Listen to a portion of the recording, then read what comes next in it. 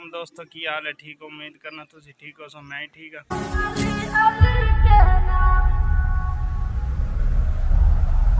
जाना फिदा है तेरी या अली अली अली जाना फिदा है तेरी या अली अली अली है मोहम्मद मेरा दिल तो सीना अली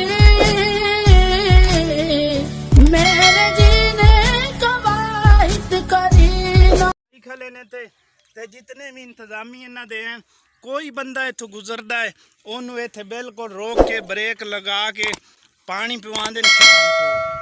अल्लाह तौफीक और हिम्मत दे। माशाल्लाह माशाल्लाह आमीन सुमा माशाल्लाह।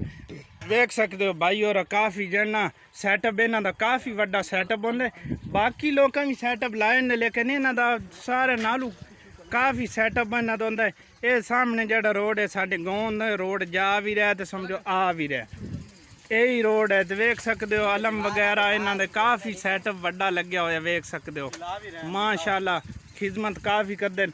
ये वेख लो ये बच्चे गुजर रहे हैं तो इन्हें बिल्कुल ब्रेक लगवा के बिल्कुल सख्त ब्रेक इन्हें लगवाई है। तो ये वेख सकते हो खिदमत कर रहे हैं, कोई मुसाफिर इत्थों गुजरदा जो उस बे तफीक अल्लाह ताला इन्होंने होर ये करन दी तौफीक दे। न्याज ते जेड़ा भाई गुजरदा है उन्हें चल जी ये साडा चौक है, मेन चौक है। ये मेन चौक है साडा, विखा सकते हो साडे मेन चौक की छबील लगी पई है, पिछे छबीला लगी है। मेन चौक एक सड़क इस साइड तो आती है, ये रोड साडे गांव दा, ये रोड साडे शहर दा। ये मेन चौक है साडे। इस बाई का भी हिस्सा है भाई छबील थानू विखाते हैं जेड़ा पानी है दे रहे हैं, खिदमत लोगों की कर रहे हैं। ये भाई मेरे नाल है, इनका भी हिस्सा बिच, लेकिन इस भी हिस्सा पाए जेड़े सारे खिदमत खड़े इन्हें सारे हिस्सा माशाल्लाह भाई काफ़ी खिदमत करते हर साल इतने छबील लाते ने। मेन चौक है साडा।